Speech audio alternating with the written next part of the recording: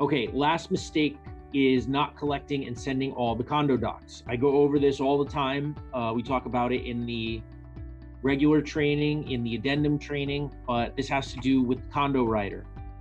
There is a out in the condo rider for the buyer, and it has to do with whether or not they've received all the documents.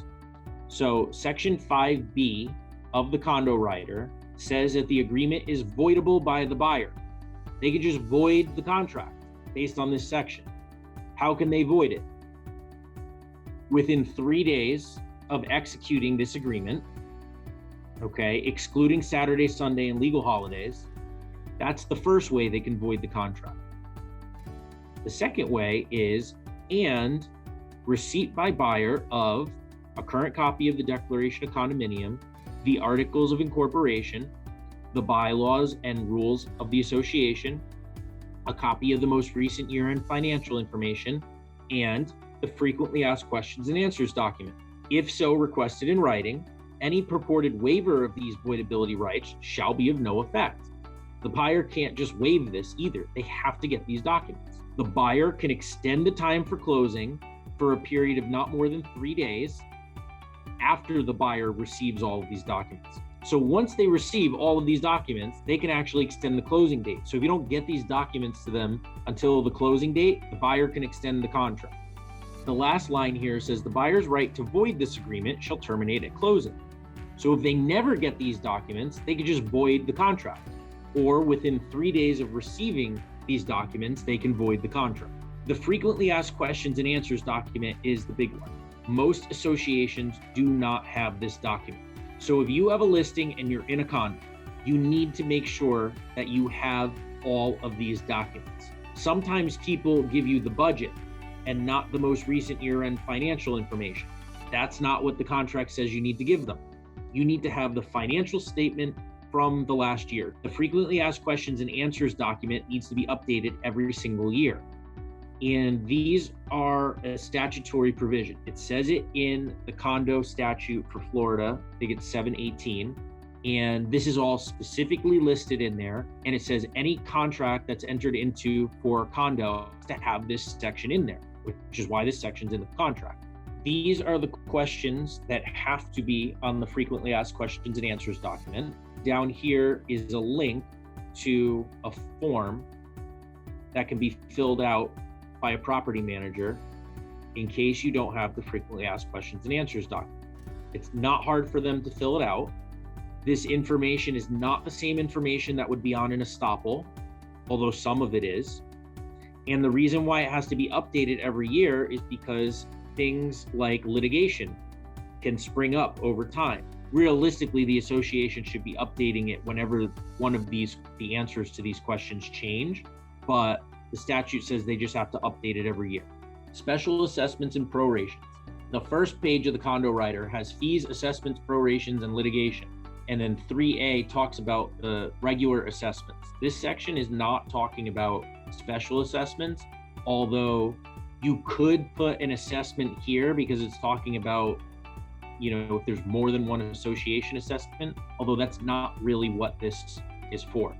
Rec leases, if there's rent on a rec lease, it's supposed to go here. 3C is what talks about special assessments though. This section is saying that the seller's not aware of any special assessments except what's written here.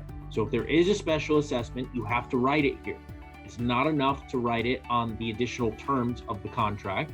And the reason you have to write it in this section is because the next part here talks about what happens if there is something disclosed here.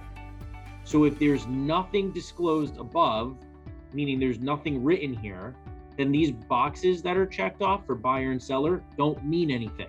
So if there is an assessment, it has to be disclosed here, and it would be pending or levied. Levied means that they passed it, they said when it's due, how it's due, and all of that stuff. If it's pending, it means that there's something written in the minutes stating that they're going to pass a special assessment.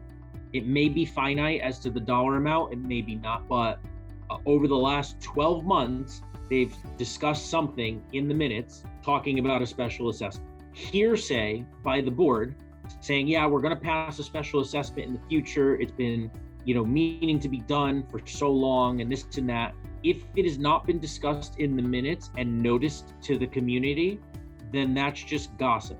So if you have a board member who's scaring buyers by saying there's going to be a special assessment, you need to ask them for the minutes that special assessment has been noticed in and when it's going to be passed if it hasn't been passed already. And then if they back off and say, oh, well, it hasn't been passed, we haven't talked about it at a meeting, then you should tell them, hey, stop scaring away the buyers then because it's not pending or levied. That's something where your seller could actually have recourse against the association if a buyer backs out of a contract because of information that the board has given a buyer. So again, if it's pending or levied, it needs to be written here. Then if it's written there, if they exist as of the effective date and are disclosed above by the seller and may be paid in installments, then you could check a box. Either the buyer or the seller is going to pay the installments due after the closing date. So that's a bunch of stuff.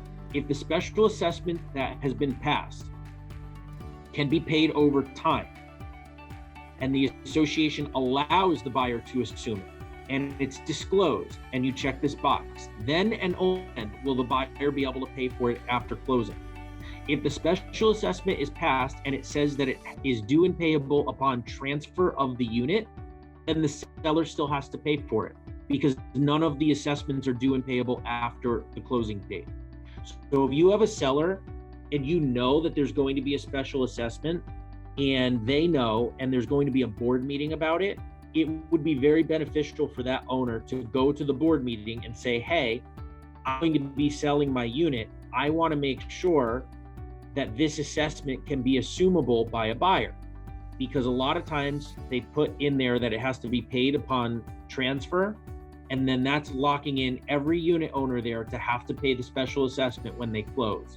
And you can't even negotiate around that because the association won't allow for it. And if they do make exceptions for it afterwards, they're breaking their own rules, so you can't just bank on them making an exception. If there is nothing disclosed up here, even if there is a special assessment, then this section here doesn't apply, and we go to the next part.